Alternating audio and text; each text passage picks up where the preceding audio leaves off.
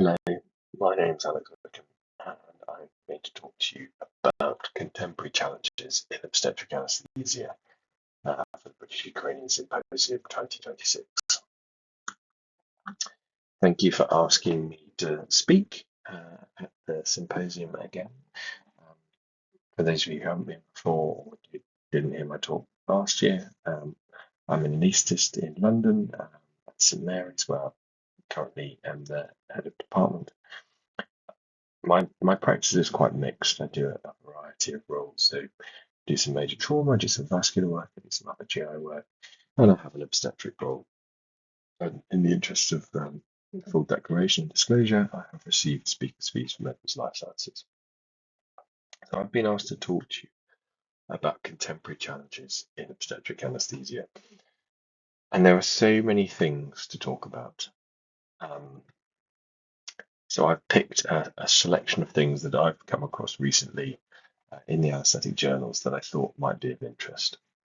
There's no specific focus, it's just a variety of topics to look at. But why should we talk about it at all at this conference? Well, it's really important. Even 50% of women need some form of anaesthetic input in their labour or birthing journey. So in the UK, that works out about 300,000 cases a year. Mortality levels of women have plateaued, and over 50% of the deaths in labour care have involved substandard care. Anaesthesia-related maternal mortality has fallen, but overall maternal mortality has increased, and this is due to a variety of things. And this is the key thing: women are getting pregnant women are getting older, particularly in the Western world. They're becoming larger. As a result of this, they often have cardiac disease or metabolic disease, so diabetes and so on. And in addition, their expectations of going up. And the care that we're being asked to offer is increasingly complex, and system strains are starting to happen. This all came out in the recent Embrace report. So this is a report that reports every triennium on UK maternal mortality. It's an excellent document, and I recommend that you read it. So in the last triennium, from 2020 to 2022, the maternal mortality rate in the UK was 13.5 per 100,000 pregnancies, and this was a 9% increase in comparison with the previous report. Levels had been dipping, but they have increased this time around, with the leading direct causes being thrombosis and cardiac disease, and mental health the leading cause from 6 weeks to 1 year postpartum. You can see here with the diagram on the right, figure on the right, that there's a whole variety of causes, but happily not that many due to anaesthesia or intrapartum care. Tends to be VTE, cardiac disease. COVID-19 was prevalent in this triennium, and a variety of other things, including sepsis, but hemorrhage still there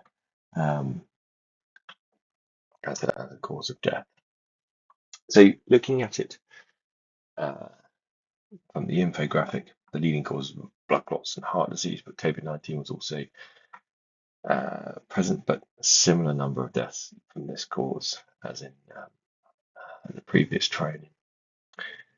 Mental health conditions and epilepsy and stroke. And I know mental health conditions are affecting patients in Ukraine, or women in Ukraine, in the same way as they are in the UK,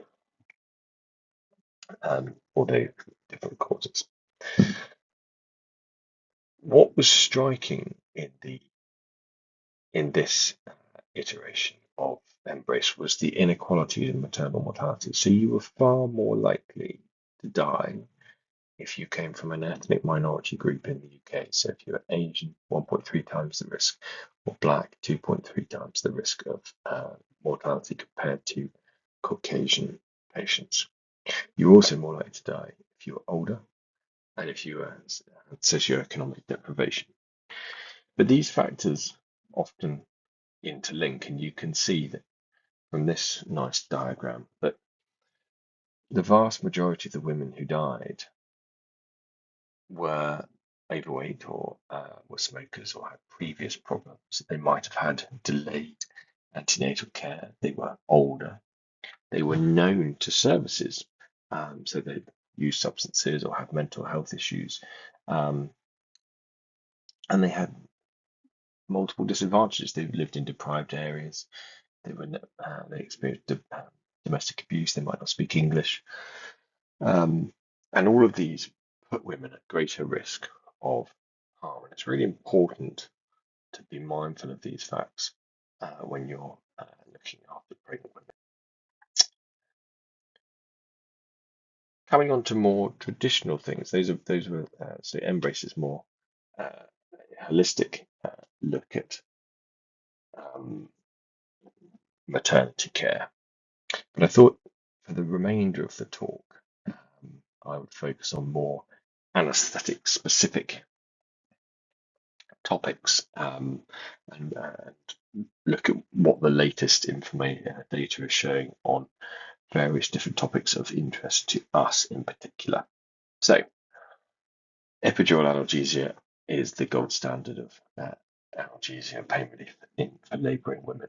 There's a variety of different ways that we can maintain that analgesia, whether that be intermittent clinician delivered low dose top ups, either delivered by the midwife or the anaesthetist, whether you give a continuous infusion, a low dose infusion, whether we use patient controlled epidural analgesia or combined spinal epidural, or they manage it as for low dose infusion, or more recently, programmed intermittent epidural boluses, PIEB. A variety of studies have looked at all the different techniques. Now, at St Mary's, we still use clinician or midwife delivered low dose top ups because we find that the spread is really good. I haven't seen low dose infusions used for many years, and my experience of them was that patients would have a significant motor block and become exceptionally insensate, and that led to increased interventional deliveries. Patient-controlled epidural analgesia, for example, with standard low-dose mix of bupivacaine and fentanyl, with or without a background infusion, is often liked by patients. They can have a dose interval of sort of 15, 30 minutes where they can give themselves a small dose. But the new kid on the block is the programmed intermittent epidural bolus. So this is a pump that just gives a bolus of 8 to 10 mils every 45 to 60 minutes, depending on the program. And it's been shown to be extremely efficacious, particularly when combined with a patient-controlled element on top. So the pump gives a bolus every 10 minutes, and then the patients can control, they can give themselves a bolus on top. And this has been shown to deliver superior pain control with minimal breakthrough pain, reportedly minimal motor blocks, and it reduces staff workload and improves patient satisfaction when compared with PCA alone and manual top-ups alone. So something to think about if you are reviewing your analgesia strategies for labour. Another topic that comes up frequently, patient who has an epidural in, it's working, they need an urgent cesarean section. Which local anaesthetic is going to give me the fastest onset of surgical anaesthesia? All sorts of different drugs have been used, so lidocaine 2%, lidocaine 2% with bicarbonate, chlorprocaine, bupivacaine, mixtures of 0.25 and 0.5% of 2% lidocaine and 0.5% bupivacaine. This nice study in anaesthesia from Reschke et al. In 2020 showed that the most rapid onset of surgical anaesthesia was 2% lidocaine with bicarbonate, and you could get a reliable onset in 10 minutes or so. You get relatively little intraoperative hypotension with that, My personal experience with using this lidocaine, you do need to mix 1 in 200,000 adrenaline with the lidocaine 2%. So the mix we use at St Mary's for this is 2%, 20 mils of 2% lidocaine mixed with added to 2 mils of 8.4% bicarbonate, shaken, dispel 2 mils, and then add 0.1 mil of 1 in 100,000. Sorry, 1 in 1,000 adrenaline to the mixture. It produces reliable, rapid onset surgical anaesthesia with minimal hypotension, as you can see here, and minimal need for intraoperative supplementation. So the most hypotension was caused by bupivacaine or levobupivacaine, and the drug which needed the most supplementation was ropivacaine, 0.75%. So lidocaine for speed is the answer. Touching on there that ropivacaine needed the most top-ups or support.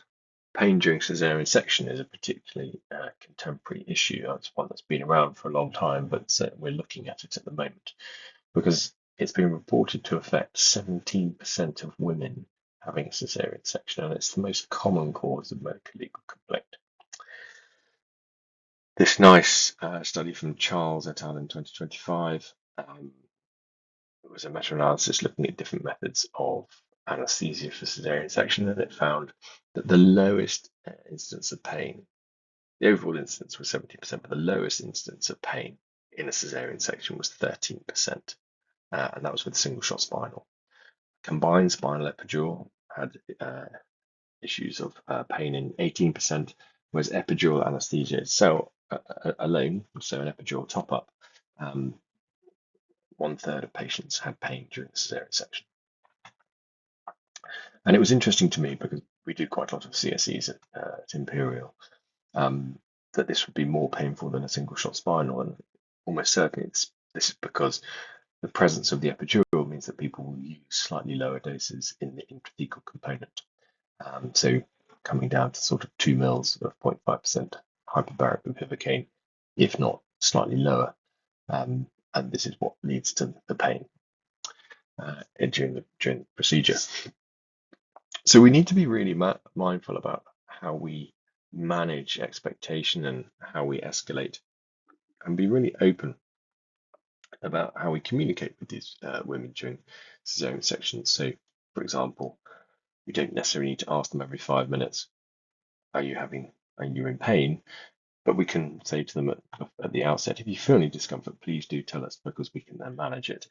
And we should be moving away from pressure versus pain. So intraoperative pain during caesarean sections is more than just the physiological transmission of noxious stimuli. It's an interaction of all sorts of psychological elements as well as that physiological sensation. So there's often anxiety around their own health, the baby's health, the safety for them and for the baby of what's happening to them, their expectations around birth experience, and they're in a particularly unique setting for most people. It might be our day job, but it will happen to most people only once or twice, maybe 3 times in their life, and so it's a very unique environment. So thinking about what we should be doing next for women, there's all sorts of potential research strategies or research topics on the right here about what we should be aiming to do with identifying women who are at a higher risk of intraoperative pain. The studies have shown that you're more likely to get it if you're socioeconomically deprived, if you're non-Caucasian in the UK, and have the same risks for maternal mortality. We can stratify whether stratifying choice of anaesthesia is useful. We can think about how we communicate with women and how we refer and deal with the aftermath of somebody who does have pain. So that's the research strategies for going forwards. If we did give an obstetric general anaesthetic, how should we induce them? Well, this lovely study that's published last week by Craig et al. In Anaesthesia 2026 is calls itself an umbrella study of meta-analyses, RCTs, and various other studies. And they looked, it's come out of UCL, and they've had a very in-depth look at how we might induce. Traditionally, thiopentone suction methonium tube was the way to do it. Propofol it gives the same time to onset of anaesthesia as thiopentone, with less risk of accidental awareness under general anaesthesia and no problems from no difference in neonatal outcomes. A variety of things were assessed to attenuate the response to laryngoscopy, so a variety of drugs that you see listed there. All of them had the same minimal effects on the newborn baby. They also looked at the variety of different opioids that are used, so alfentanil, remifentanil, fentanyl. All of them were beneficial for the mother and had no harm for the baby.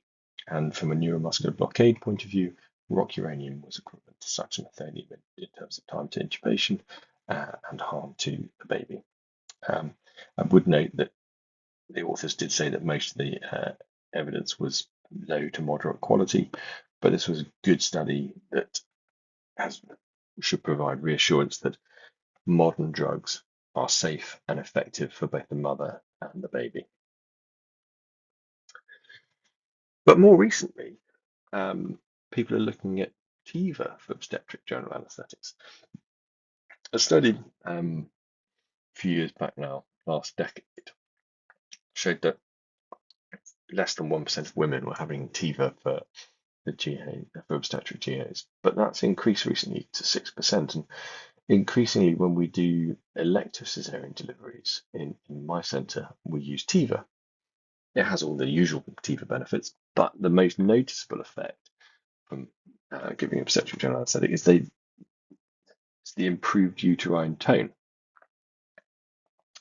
And you can see here on the right that there's a nice table of outcomes from a single centre looking at how it shows how they've done the TIVA. So you can see there's a variety of different techniques. So TIVA with an opioid bolus, TIVA with remifentanil, different models, and they've also so the maternal outcomes. There's slightly more blood loss as it's a general anaesthetic, but not significantly increased to the point you might need 1 unit transfusion here, but that certainly hasn't been my experience with TIVA general for obstetric anaesthesia. Importantly, though, the neonatal outcomes, the outcomes are quite good. A few in one study in OBSTIVA showed that 57% of infants needed respiratory support, but this was mostly inflation breaths and CPAP rather than anything else. APGARs and pH were okay, but the optimal method of TIVA needs to be defined, but we do need to follow the usual TIVA principles. We give a lot of drugs during a cesarean section, but two commonly used ones, tranexamic acid and oxytocin or oxytocin analogues. So TXA, the woman trial in the Lancet almost a decade ago now showed that 1 gram was useful in the management of PPH, but more recently, the Woman 2 trial in the Lancet 2024 showed that we've been giving it as a preventative measure, but more recently, the Woman 2 trial showed that tranexamic acid was not useful for the prevention of major obstetric hemorrhage or PPH in women with pre-existing anemia. What they did find that was interesting is that women with anemia, so hemoglobin less than 100, were significantly more likely to have a postpartum hemorrhage. One of the things that we give to try and prevent PPH from uterine atony is an oxytocin analog. Traditionally, that's always been oxytocin, but more recently, since 2022, carbetocin is a long-acting synthetic analog that's been available in the UK, and it has 4 to 10 times the half-life of oxytocin, so that gives it about 40 minutes efficacy, and it's extremely effective in preventing PPH. It has very few cardiovascular effects. You don't see the tachycardia hypertension you do with oxytocin, especially if it's given as a slow push. and it works. It's extremely effective and reduces the frequency with which you give other uterotonic drugs during delivery. Say you've given an obstetric, you delivered an obstetric GA for a cesarean section because you couldn't do a spinal or epidural or neuraxial block. How should we manage these women's pain? Of course, we use multimodal analgesia with a variety of different oral drugs, and a variety of different regional anesthetic techniques have been described. The most widely studied is the transverse abdominis plane block because it gives you a block from T6 to T1, especially if it's given ultrasound guided, delivers excellent quality analgesia. The quadratus lumborum block has more recently been studied. It's a more challenging ultrasound guided block, but it can provide longer lasting analgesia. There's been some interest in various other techniques like rectus sheath and rectus spiny plane blocks and the neuroinguinal blocks, but with less good quality evidence and more varied outcomes. And there's also wound infiltration and continuous infusion catheters can be considered in addition to multimodal analgesia.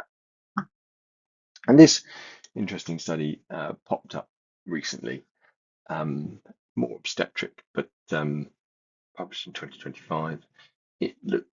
We often talk about uterine tone. The obstetrician lays their hand on the abdomen and gives you the nod that you might need more or less or no more uterotonics. But this prospective study over 1 year, 1,600 deliveries in the US, quantified uterine tone at 0, 5, and 10 minutes.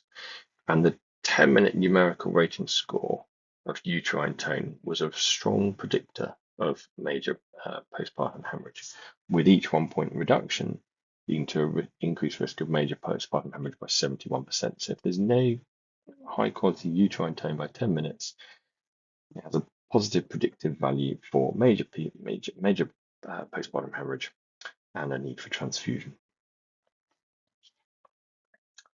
So there ends my talk.